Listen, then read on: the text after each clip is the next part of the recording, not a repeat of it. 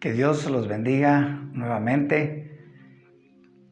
Es para mí un alto honor estar nuevamente con ustedes y compartir ahora lo que es el libro de Números. Ya compartimos Génesis, Éxodo, Levítico y ahora entramos a Números. Fíjense que en este libro hay muchas cosas interesantes. Yo quisiera tocar tal vez algunas tres nada más para que nosotros vayamos haciendo el recorrido y el panorama bíblico que les había dicho y les había mencionado.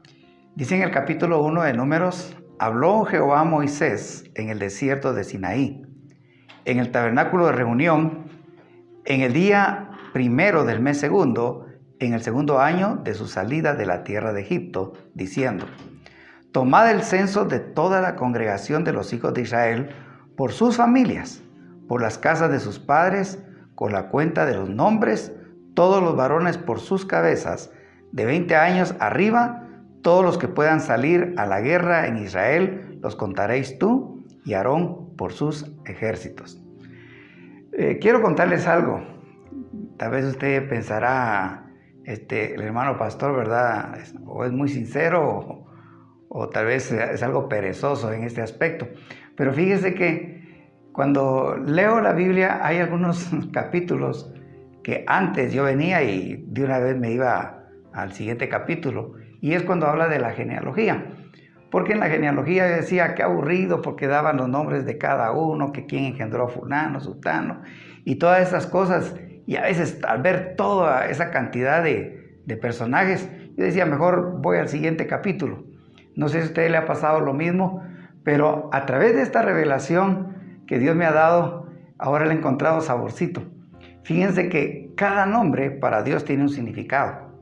Y aquí estamos hablando de un censo divino, de un censo que Dios le está diciendo a Moisés que lo haga con el pueblo. Y da nombres específicos aquí. Y no voy a entrar en detalles en este aspecto, porque yo quiero que usted piense ahora en el censo divino de Dios para su pueblo. Y en un censo, ¿qué es lo que se trata de hacer? Primero, saber el número exacto de las personas que hay, conocer sus nombres, de qué familias vienen. Es cuando dice en un país, hagamos un censo para ver con cuántas familias contamos en determinado municipio. Entonces, cuando yo veo esto aquí, me impresiona, porque Dios es alguien que censa a su pueblo. Él quiere conocer su nombre, conocer su origen, conocer su familia. Todo lo que usted ha hecho para el Señor cuenta para Él. Entonces, cuando uno viene y dice, bueno, Adán engendró a Set y empieza a dar la genealogía de Adán, entonces uno empieza a ver qué significado hay para Dios cada persona. Ahora, hay algo bonito que yo quiero trasladarlo a usted a la luz de la Biblia, y encuentro, fíjese, allá en Lucas capítulo 10, un pasaje bien importante, y está hablando de los 70 discípulos que el Señor comisionó. Dice en el capítulo 10, después de estas cosas designó el Señor también a otros 70, a quienes envió de dos en dos delante de él a toda ciudad y al lugar a donde él había de ir. ¿Recuerdan ustedes esta historia? Viene el Señor y les da una comisión. Pero hay algo aquí importante. Si usted es una persona muy, pero muy observadora, va a notar lo siguiente: que en Éxodo está hablando de familias. Y en el capítulo 1 empieza a hablar de todas las familias de las tribus de Israel, a cada quien por su nombre. Pero fíjese que aquí en los 70 no dice el nombre de ellos. Si usted ve a los 12 discípulos que el Señor escogió, a los primeros, entonces a ellos los llama por su nombre. En cambio aquí dice que Él vino y tomó a otros 70, pero aquí ya no menciona sus nombres. Ahora, quiero ir un poquito más adelante porque quiero que usted venga y se emocione con lo que le voy a decir. Fíjese que allá en el versículo 17, cuando estos discípulos 70 regresaron a Jesús, después que fueron comisionados, dice, volvieron los 70 con gozo, diciendo, Señor, aún los demonios se nos sujetan en tu nombre. Y les dijo, yo veía a Satanás caer del cielo como un rayo. Y fíjense bien, dice, he aquí os doy potestad de hollar serpientes y escorpiones y sobre toda fuerza del enemigo, y nada os dañará. Pero no se regocijen de que los espíritus se os sujetan, sino regocíjense de que vuestros nombres están escritos en los cielos. Ahora, yo me pongo a pensar, bueno, en primer lugar, no dice el nombre de ellos. En segundo lugar, los comisiona y ellos dicen, vienen emocionados y contentos. Señor, los demonios se nos sujetan. Señor, estamos haciendo esto. Y claro, en el nombre del Señor. ¿Por qué? Porque no son las personas que hacen los milagros. Podemos tener líderes preciosos que Dios ha usado tremendamente a nivel mundial. Gloria a Dios por su ministerio. Pero no son ellos. Es Dios el que hace el milagro a través de ellos, porque el nombre de Jesús es poder. Entonces el Señor dice, no se gocen ustedes por lo que están haciendo, sientan gozo para que sus nombres estén inscritos en el libro de la vida. Eso es algo importante, impactante. Y fíjense que yo veo aquí en San Mateo, capítulo 7, yo quiero compartir con ustedes algo importante con respecto a esto.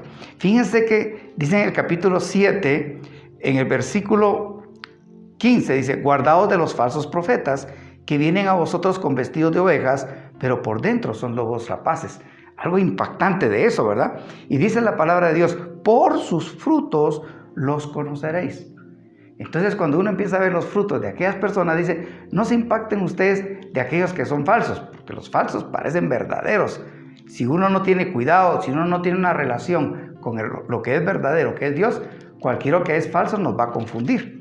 Y fíjense, dice ahí en el versículo 21 de Mateo, me llama mucho la atención, dice, no todo el que me dice, Señor, Señor, entrará en el reino de los cielos, sino el que hace la voluntad de mi Padre que está en los cielos. Dice en el versículo 22, muchos me dirán en aquel día, lo mismo de los 70, Señor, ¿no profetizamos en tu nombre?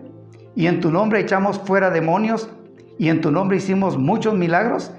Y entonces les declararé, eso es una determinación de juicio, de un juez. Dice, nunca os conocí, apartados de mí, hacedores de maldad. O sea, no nos dejemos impactar por los milagros que Dios puede hacer a través de los vasos que somos nosotros los seres humanos. Porque no soy yo quien murió en la cruz por usted. Y no soy yo el que hago los milagros. Muchas veces uno siente satisfactorio cuando Dios lo usa a uno, va a orar por un enfermo y el Señor hace la obra. Pero no fui yo, fue el Señor. No es cualquier persona que el Señor va a usar que hace los milagros, sino el Señor. Lo importante es que el Señor nos conozca. Lo importante es que tengamos una relación estrecha con el Señor. Y lo que Dios quiere es eso. Entonces, en el censo divino hay algo precioso. Yo quiero ir enfatizando en esto y que a usted se le quede bien en su corazón. No todo el que dice Señor, Señor entrará en el reino de los cielos. En números vamos a aprender eso, porque de casi 3 millones que salieron de Egipto en el Éxodo, que fueron a conquistar la tierra prometida, no todos entraron a la tierra prometida, no todos, sino solamente aquellos que le creyeron a Dios. Así que usted diga, yo levanté mi mano, yo también me emocioné, llegué a una iglesia, o estoy yendo a una congregación, estoy en un grupo familiar. Eso no garantiza nada. Lo que te va a dar indicativos que realmente eres hijo de Dios es por los frutos que hay en tu vida. Se va a ver, va a ser notorio, la gente lo va a observar. Y claro, tú tienes que tener la convicción, como dice la palabra, que el mismo Espíritu da testimonio a nuestro espíritu de que somos hijos de Dios. Y quiero terminar con esto. En Apocalipsis, capítulo 20, versículo 15, dice, el que no se hallare inscrito en el libro de la vida, será lanzado en el fuego, en el lago de fuego. Eso es impactante. Eso da hasta escalofríos y da cierto temor. Con esto quiero decirte que no por obras nos vamos a salvar, sino por la gracia del Señor.